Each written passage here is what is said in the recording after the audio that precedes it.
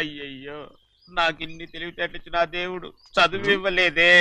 ఏంట్రా అబ్బాయి ఏం లేదు, ఏం లేదు. ఏడుస్తున్నావు? ఏమి లేదంటావు? సంగతి ఏంటో చెప్పు, నేను ఎవరికి చెప్పనులే. పట్టు చెయ్యి పట్టు. అయ్యో, ఉత్తరం కనపడిపోయింది. అలాగే ఉత్తరమా? ఎవరు రాశారా? నా లవర్. నీకు లవ్వరా? నాకే కాదు, మా నాన్న, మా తాత, మా ముత్తాత అందరూ లవ్వాడి పెళ్లి చేసుకున్నారు తెలుసా. ప్రేమ గుడ్డిదని మీ వంశాన్ని చూసే కనిపెట్టినట్టున్నారు. అది సరే గాని నీ లవ్వర్ ఎవరు? నీకు చెప్పడానికి నేను తెలివి తక్కువన్నా? నువ్వు చాలా తెలివైనడు అని నాకు తెలుసు. మరి నీ లవర్ నీకు లవ్ లెటర్ రాసిందంటే అది చదువుకొని ఉండాలి కదా. మరి గుమ్మస్తా కూతురు చదువుకోకుండా ఉంటది ఏంటి? ఏటి గుమస్తా ఉంది కూతురా? అయ్యో, నోరు సరిపోయింది. అది నీకు మామూలే గాని ఏదో లెటర్ ఈ చదివి చెప్తాను. చదివి చెప్తావా? చదువు. ఇదిగో, ఇక్కడ చదివితే అందరు వింటారు. ఇదిగో, ఇది నా ప్రేమోత్తరం. ఎవరికి పడకుండా చదువు. అమ్మాయి కంటే అక్షరాలే అందంగా ఉన్నాయిరా. అమ్మాయి కూడా అందంగా ఉంటది కదా. మరి బసవయ్య, నా ప్రేమ నీదయ్యా. ఇదేంట్రా చెవులు మూసు? నేనేమన్నా తెలివి తక్కువ అనుకున్నావేంటి? నువ్వు ఉత్తరం చదువుతుంటే నీ చెవులకు వినపడుతుంది కదా, అందుకని మూసేసా. నేను చదివే లెటర్ నాకు వినపడుతుందని నా చెవులు మూసేసావా? అబ్బాబాబాబాబాబాబా, సూపర్ రా. నీ అంత తెలివేలోడు ఈ భూమి మీద పుట్టలేదురా, ఇక మీద పుట్టబోడురా. ఇది చదివే లెటర్ కాదురు, నవిలే లెటర్. నా ఉత్తరం. ఏ చిన్నయ్య, నేను ఈరోజు చాలా సంతోషంగా ఉన్నాను. చూస్తూనే తెలుస్తుందిలే. ఏ చిన్నయ్య, మన ఇద్దరం కాసేపు ఆ మండపంలోకి వచ్చిందావా? వద్దు, వాళ్ళు వచ్చారు. అయ్యో, నేను నీతో మాట్లాడడానికి, నేను చూడడానికి అసలు ఇంట్లో వీలు పట్టలేదు. నేను నీతో చాలా మాట్లాడాలి. రేపు మాట్లాడుకోవచ్చులే. పైగా అయ్యగారు కూడా ఇంట్లో లేరు, వస్తే మన కోసం ఎత్తుకుంటారు. హలో, యజమానురాలాగా చెప్తున్నాను, బోధపడిందా? బోధపడిందమ్మా. రండి. చెన్నమ్మ గారు కొండ మీద గుడికెళ్ళి వస్తామని చెప్పారు. పైగా మన చెన్నయ్య కూడా తోడెళ్ళాడు. ఇంకా భయపడతారు ఎందుకు? సాయంత్రం నుంచి వర్షం ఆకుండా కురుస్తాను. మధ్యలో కార్ రిపేర్ ఏదైనా అయింటే ఎందుకైనా మంచిది, ఒకసారి వెళ్ళి చూసేద్దాం. రైట్, నువ్వు వెళ్ళి బండి. అలాగనే.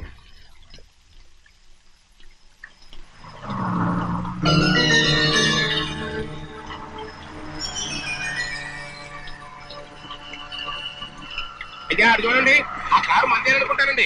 అవునయ్యా, ఆ బండి 288. నేను అప్పుడే చెప్పాగా బండి రిపేర్ ఏదన్నా అయి ఉంటుందని. రైట్, పక్కన ఆపరా. చాలా పొద్దుపోయింది, ఇంటికి పోవా?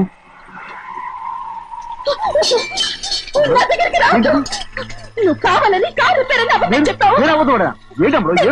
లెక్క పెడుతున్నావా? నేనా? అమ్మడు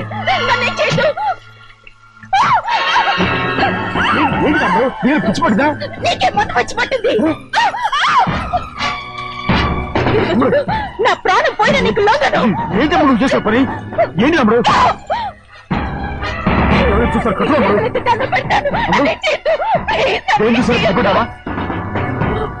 ఎవరైనా వస్తారా? చిన్నయ్య, మా నాన్న ఎంతో నమ్మకం పెట్టుకున్నాడు. ఉన్నాను కదా, రాము.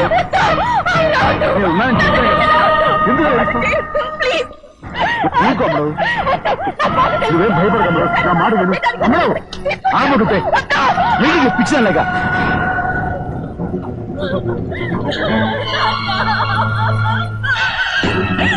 ఏంటమ్మా ఇది?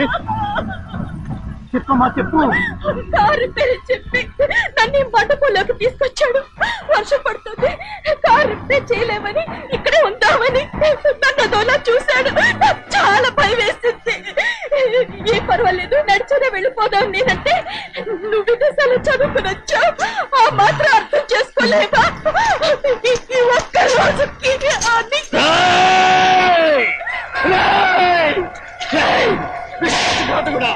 ఎంత పని చేశావు? నిన్ను నా బిడ్డలా చూసుకున్నాను. అలాంటిది నా కూతురు పట్టి పిచ్చేస్తావా? నువ్వు మనిషివి కాదురా, నువ్వు మనిషివి కాదు, రాక్షసుడివి. తల్లిపాలు తాగి నమ్ముకుంటే నీచుడురా. నాకే వచ్చిన నయ్యవచ్చుడురా. ఒరే ద్రోహి, ఇవాళ నుంచి నేను చచ్చిపోయాను అనుకోరా. ఇక నా ఇంటి గడప పక్కతో నిన్ను ఎలా పెంచాను రా? నా సొంత బిడ్డ కన్నా ఎక్కువగా పెంచాను. ఆ ఒకే ఒక్క కారణంగా నిన్ను ప్రాణాలతో వదులుతున్నాను. నీ వాహనాలు చూపించుకో. ఇదే ఇంకోడైతే నువ్వు చేసిన తప్పుకి నరికేసి ఉండేవాడు.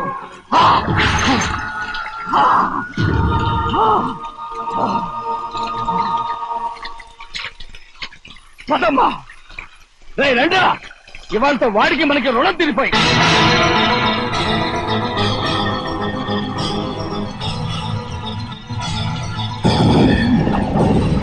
చిన్నబ్బాయి వద్దు చిన్నబ్బాయి వెళ్ళొద్దు నా మాట విను 2 కుటుంబాలు కలవబోతున్నాయి వద్దు చిన్నబ్బాయి చిన్న వెళ్ళొచ్చినా నా మాట విని చిన్న వెళ్ళొచ్చినా చిన్న వెళ్ళొచ్చినా చిన్న వెళ్ళొచ్చినా చిన్న ఆగో ఎక్కడికి వెళ్తున్నావు? ఒక నౌకరేదవా నా అక్క కూతురు ఒంటి మీద చెయ్యేశాడని తెలుసు కూడా నన్ను నోరు మూసుకుని కూర్చోమంటావా? అటు తప్పుకున్నాయా? వాడి కాలో చెయ్యం నరకందే నేను నిద్రపోను. నరికేస్తే నీ పగ చల్లారిపోతుందా? అందుకని పరువు పైన పర్వాలేదని చేతులు ముట్టు కూర్చోమంటావా? బుర్రుందిరా నీకు? వాడిని చంపేసి జైలుకి వెళ్ళి కూర్చుంటావా? పర్వాలేదు, జరిగింది విని గాజులు తొడుక్కుని కూర్చోవడం కంటే అదే మేలు. ఊళ్ళో నలుగురు చేత మొహం మీద ఉమ్మయించుకోవడం కంటే జైలుకి వెళ్ళడమే మేలు. తప్పుకో. వద్దు బాబు, నేను చెప్పేది కొంచెం విను.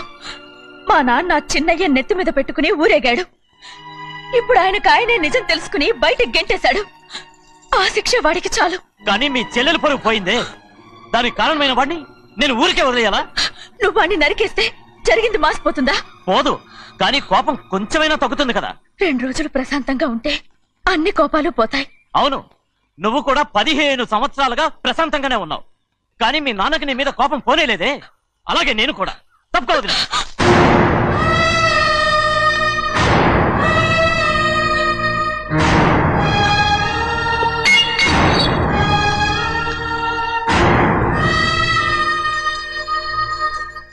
వాడి కోపంలో కూడా న్యాయం ఉంది గౌరీ. ఎవడో చేయేసిన దాన్ని ఎవడు చేసుకుంటాడు చెప్పు? న్యాయంగా చూస్తే వాడు చేసుకోవాల్సిన పిల్ల. వాడు మనతో పాటు చిన్న వయసులో వచ్చేసాడు కాబట్టి ఆ కుటుంబానికి విరోధయ్యాడు. పోన్లే, తను నాకు మర్యాద ఇవ్వకపోయినా నీకైనా ఇచ్చాడు. అచ్చా రే బండిదీరా. ఎందుకయ్యా చెన్నైని అడగాలి? కలుపు తీయడానికి ఎంతమంది కూలీలు కావాలో చెన్నైకే తెలుసండి. శనక్కాయలు ఏ కొట్లో అమ్మాలో చెన్నైకే తెలుసండి. జొన్న చేనుకు మందు కొట్టారో లేదో చెన్నైకే తెలుసండి. అయ్యా మరి నేను వెళ్ళొస్తానండి. ఎక్కడికి వెళ్తున్నావు? చెన్నై దగ్గరికండి. ఎందుకు? అదేనండి, కౌలు డబ్బులు ఎవరెవరి పేరుతో ఏ ఏ బ్యాంకుల్లో వేయాలి, ఈ దివాణానికి కావలసినటువంటి వస్తువులన్నీ ఎక్కడ కొనాలి, ఇవన్నీ చెన్నైకే తెలుసండి. అడిగి తెలుసుకుందామని బయలుదేరా. ఏంటయ్యా ఇన్ని రోజులు ఇవన్నీ చెన్నై చూసుకుంటుంటే మీరందరూ ఇంట్లో తినుకొచ్చిన ఏం చేస్తారు? గాడిదలు కాస్తున్నారా? చే ఇది ఇల్లా సత్రమా? అబ్బా నువ్వు ఉండవయ్యా, నేను చెప్తున్నాను కదా. వంటింట్లో ఏమేం చేయాలో ఎంతెంత చేయాలో తెలియక అందరూ ఖాళీగా కూర్చున్నారు. 2 రోజుల నుంచి చెన్నై పళ్ళకు రావట్లేదంటగా. వెంటనే డ్రైవర్ పంపించి చెన్నైని పిలిపించండి. 2 రోజులుగా నువ్వు ఎక్కడికి వెళ్ళావు? సముద్రం ఎలా ఉంటుందో చూద్దామని వైజాగ్ వెళ్ళానండి. వెళ్ళా సముద్రంలో గోవిందయ్య అయ్యా ఈ లెక్క చూసి పంపించి. అలాగే అగా, నీకు లెక్క చూసి కదా డబ్బులు ఇవ్వాలి. మరి ముందే అయ్యా అయ్యా అంటూ ముష్టోళ్ళగా చేయి చెప్తావిడ్రా. నువ్వు ఎప్పుడు వచ్చావు, నీకు ఎంత ఇవ్వాలి చెప్పు. గుమ్మస్తా మీరా నేనండి. మీకు లెక్కలు తెలియకపోతే వెళ్ళి చిన్నయ్య గారిని అడగండి. ఏంట్రా డబ్బా ఇస్తున్నావా? నన్ను ఉద్యోగం అనేది వెళ్ళిపోమన్నారు కదా. అంటే ఏడుస్తావిడ్రా. ఎక్కడికి వెళ్ళాలో ఎలా బతకాలో తెలియక ఏడుస్తుంటా. సరే ఏడో ఒక. ఇప్పుడు మా ఇల్లు చూసుకోవడానికి ఎవరు లేరురా. నా కూతురు కూడా ఇక్కడే పని చేస్తుంది. మరి నువ్వు మా ఇల్లు జాగ్రత్తగా చూసుకుంటావా? అలాగేనండి. ఈ ఉద్యోగం పర్మనెంట్ కదండి? అది నీ నరకం మీద ఆధారపడి ఉంటుంది. అంతే కదా, తప్పకండి. ఎలా ఉంది? అదేంట్రా నరాలు తగినట్టు నడుస్తున్నావు? బాలేదా? ఇంకోటి నడుస్తాను. ఎలా? సూపర్. నువ్వు పర్మనెంట్ గా టెంపరవరీయే. అమ్మా, చెన్నైని ఇంట్లోంచి బయటికి పంపించినంత మాత్రాన నీ ఆత్మ శాంతించదని నాకు తెలుసమ్మా. త్వరలోనే అక్కయ్యని నాన్నని కలిపి మన 2 కుటుంబాలని ఒకటి చేస్తాను. వెనక ముందు చూసుకోకుండా గొడ్డను బాదినట్టు బాధేశారు. కూతురు ఏం చెప్తాది నమ్మేటమేనా? అసలు ఏం జరిగింది, ఎలా జరిగిందని ఒక్క మాట అయినా అడిగాడు ఆ పెద్ద మనిషి. పోనీ నువ్వైనా చెప్పలేకపోయావేంటి?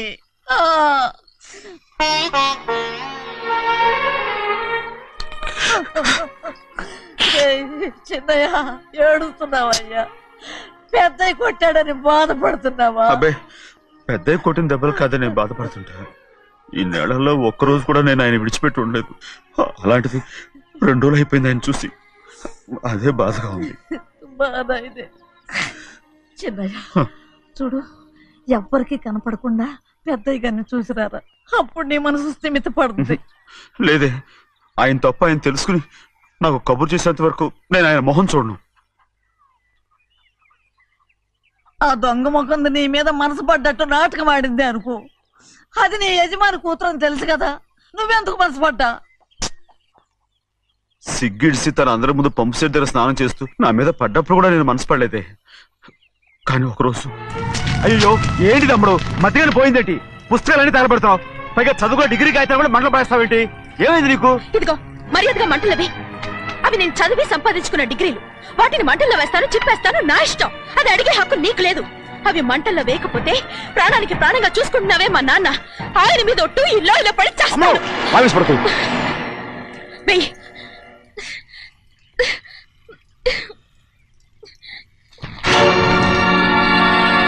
తగలబెడుతుంది నువ్వు చదువుకున్న చదువుని కాదు, మా పెద్దయ్య పెంచుకున్న ఆశల్ని, ఆయన కన్న కళల్ని. పర్వాలేదు, నా ఆశ నెరవేరినప్పుడు ఎవరి ఆశ తీరినా తీరకపోయినా నాకు అనవసరం. నేను డబ్బున్న దానిగా నువ్వు నన్ను ప్రేమించడానికి వెనకాడుతున్నావు.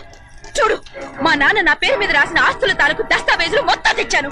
ఇవి కూడా తగలబెడతాను. నేను ముందే చెప్పాను, అడ్డొచ్చావో దూకేస్తాను.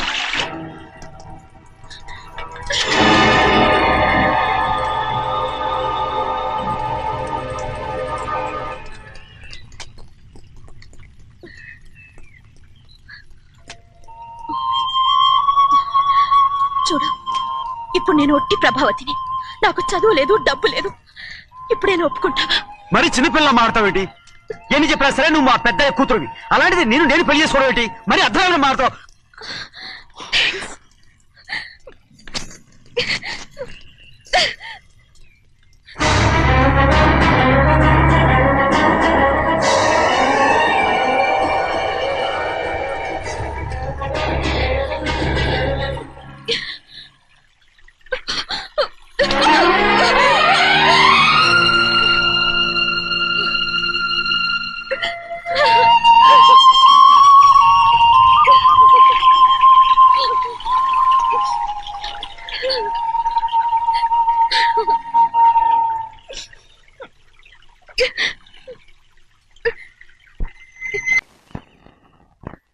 ఆ రోజు తగలబెట్టిన కాగితాలన్నీ నకిలీవైనా ఉండొచ్చు.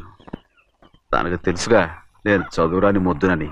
ఆ పాపిష్టిది ఎంత నాటకం ఆడింది, నీ మీద ఎంత పగబోనింది. అసలు నువ్వు చేసిన తప్పేమిట్రా?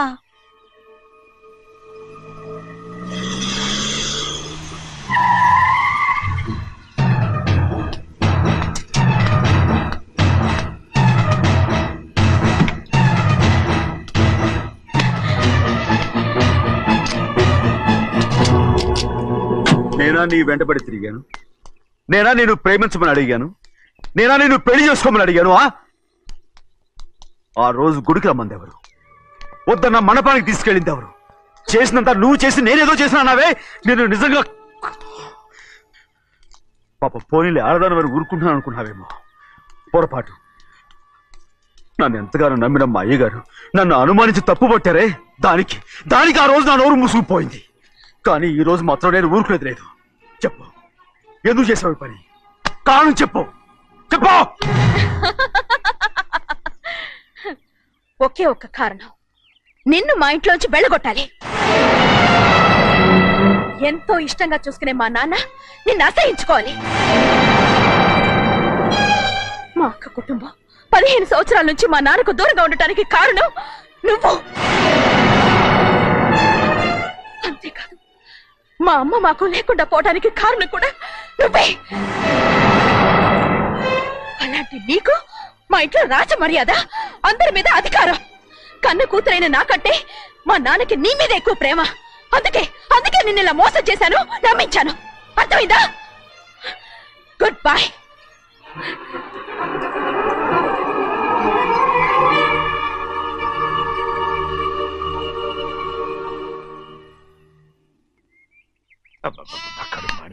ఏంటి నాన్న, బాగా ఆకలాతుందా? అవునమ్మా, ఇడ్లీ దమ్మని ఆ బస్సు గాని పంపించి 2 గంటలైంది. అప్పటికి ఆలస్యం అవుతామని నా బండి కూడా ఇచ్చి పంపించా. సంతోషించాం. ఏంట్రా ఇంత ఆలస్యంగా చచ్చావు? మరే దీన్ని నడిపెత్తుకురావద్దేంటి? అదే నేనైతే లగెత్తుకు వచ్చేసేవాడిని. అంటే ఈ బండి నడపడం నీ చేత కదా? మరి ఎందుకు తీసుకెళ్ళట్టు? ఏమో, మీరు తీసుకెళ్ళమన్నారు, కర్మ. సర్లే, ఆకలి చచ్చట్టుగా ఉన్నా. ఇడ్లీలు ఎక్కడా? అదిగో మూటలో వచ్చేస్తున్నాయి. నోట్లో ఇడ్లీలు రావటం ఏంట్రా? ఒరే ఈయన నంబర్లే గాని మూట దింపి ఇప్పి చూపించండి. అట్టగానండి. ఇన్ని ఇడ్లీలు తెచ్చావిడ్రా? మరి 494 రూపాయలకు ఆ మాత్రం ఇడ్లీలు రావేంటి? 494 రూపాయలకి ఇడ్లీలా? మరి అదే చెప్పడమేమో చెప్పేస్తారు, ఆ తర్వాత మర్చిపోతారు. మనీ నాగమణి నాగమ్మండి. ఏంటండి? ఏంటంట? అప్పుడు మీ నాన్న నాతో ఏం చెప్పాడు? ఉండండి ఆలోచించుకుని చెప్తాను. ఏంటమ్మా ఫ్లాష్ బ్యాక్ వెళ్తున్నావా? అవును. బాబా ఆకలేస్తుందిరా. ఆ, ఆ రామస్వామి హోటల్కి వెళ్ళి కచామని తెచ్చిపెట్టు. నాకు కూడా ఆకలిస్తుందండి. నువ్వేదైనా తిని నాకు మాత్రం ఒట్టి ఇడ్లీ పడరా. ఇదిగో ఈ నోటు ఎంతో తెలుసా? నేనేమన్నా తెలివి తక్కువ అనుకున్నారా? 500 నోటు. అబ్బా నువ్వే దీన్ని అచ్చుకుతున్నట్టుగా మాట్లాడుతున్నావే. చాలా ఆకలేస్తున్నాయి, బండేసుకెళ్ళి తొందర తీసినప్పా. ఇదండి జరిగింది.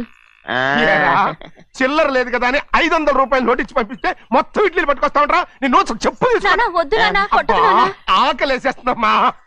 ఆ, ఆ, చట్నీ సాంబార్ ఇదిరా.